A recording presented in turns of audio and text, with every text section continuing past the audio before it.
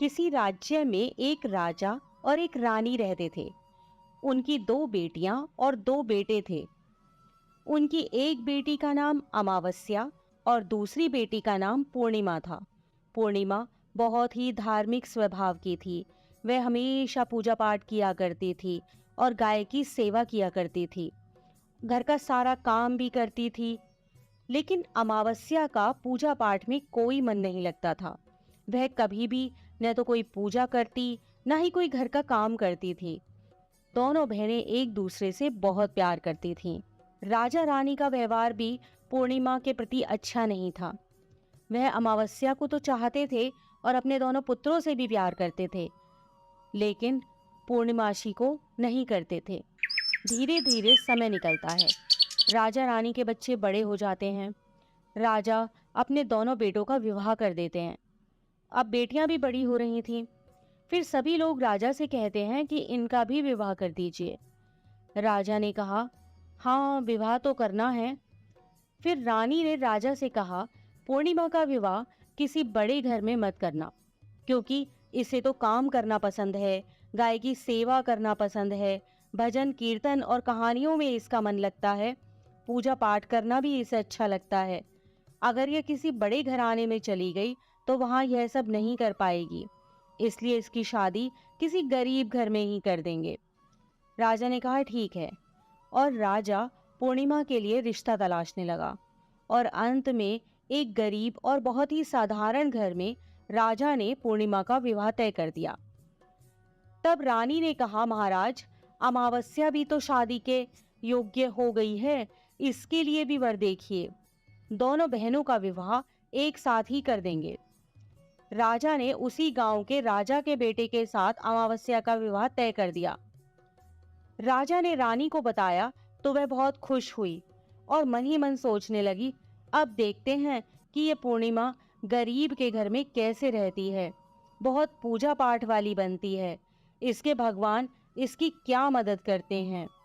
फिर समय आने पर राजा ने अपनी दोनों बेटियों का विवाह कर दिया। अमावस्या को बहुत धन दौलत दी, लेकिन पूर्णिमा को कुछ भी नहीं दिया। पूर्णिमा के भाई भाभी उससे बहुत प्यार करते थे, क्योंकि वह अपनी भाभीयों का काम में हाथ बटाती थी। लेकिन अमावस्या उन पर रौब जमाती, उनसे अपने काम कराती, इसलिए अमावस्या के प्रति भाभीयों का ज्यादा स्नेह नहीं था। फिर अमावस्या और पूर्णिमा दोनों अपने अपने ससुराल चली गईं।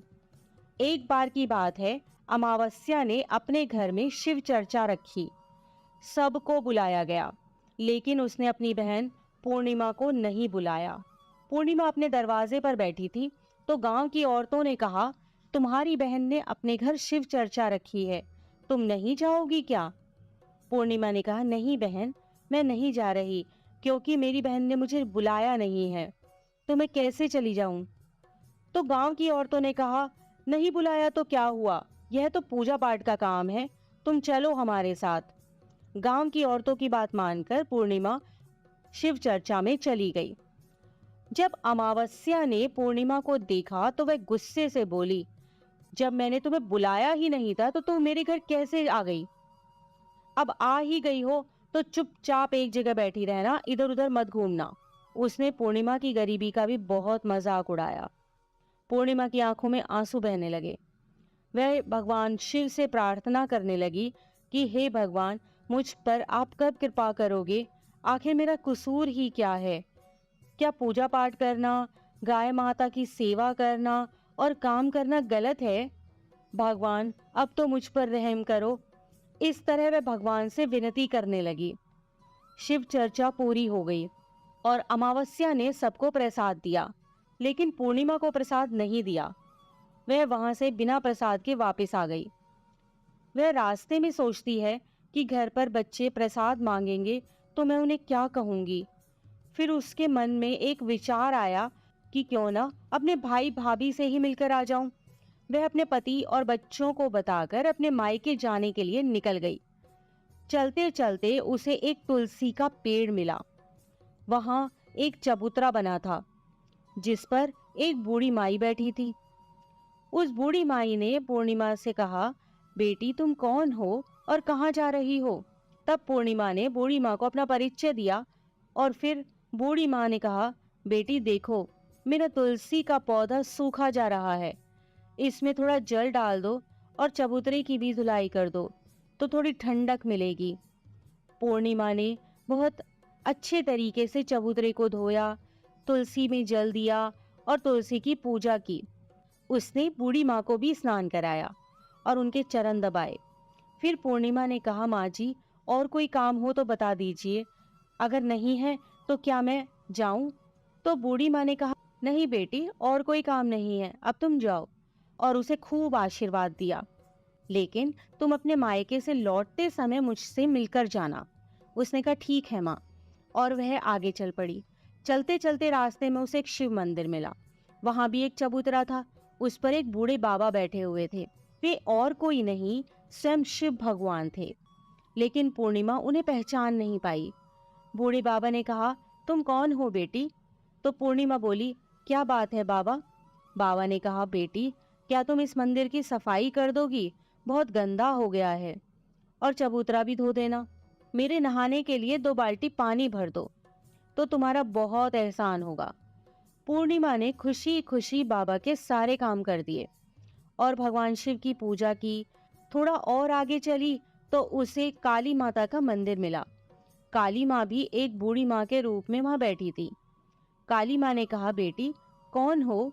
तो पूर्णिमा ने अपना नाम बताया और कहा, क्या बात है माँ जी? तो बूढ़ी माँ ने कहा, बेटी, जहाँ सब पूजा पाठ करके तो चले जाते हैं, कोई मंदिर साफ नहीं करता।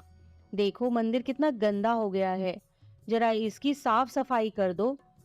पूर्णिमा ने मंदिर की साफ सफाई की और उसने काली माँ का श्रृंगार किया, पूजा की। उसके बाद बूढ़ी माँ को भी स्नान कराया और उसके हाथ पैर दबाए। फिर वह आगे बढ़ी तो एक नदी मिली। वहां भी एक बूढ़ी माँ बैठी थी और वह और कोई नहीं, स्वयं गंगा मैया थी। उन्होंने कहा, बेटी तुम कौन हो? तब पूर्णिमा ने अपना नाम बता दिया और फिर बूढ़ी माँ ने कहा, बेटी, यहाँ सब स्नान करके तो चले जाते हैं, लेकिन कोई सफाई नहीं करता। तुम यहाँ की साफ सफाई कर दो। उसने वहां की भी साफ सफाई कर दी। फिर वह बूढ़ी माँ भी उसे आशीर्वाद देने लगती हैं। फिर वह एक नाव में बैठकर नदी के उस पार चली जाती है। नाव में फूल बिछे होते हैं। वो फूलों की नाव में बैठकर अपने मायके पहुंच जाती है। उसके भाई भाभी पूर्णिमा को देखकर बहुत खुश हो जाते हैं और उसकी खूब खातिरदारी करते हैं। फिर सब खूब बातें करने लगते हैं। सुबह जब ननद जाने को तैयार होती है तो भाभी ने उसे एक लाल साड़ी दी और कहा, नंद जी, इस साड़ी को पहन लो और हाँ, जल्दी जल्दी आया करो, बहुत दिनों के बाद आई हो। तो पूर्णिमा ने कहा, ठीक है भाभी, आप जब भी मुझे बुलाओगी मैं तभी आ जाऊंगी। और फिर पूर्णिमा ने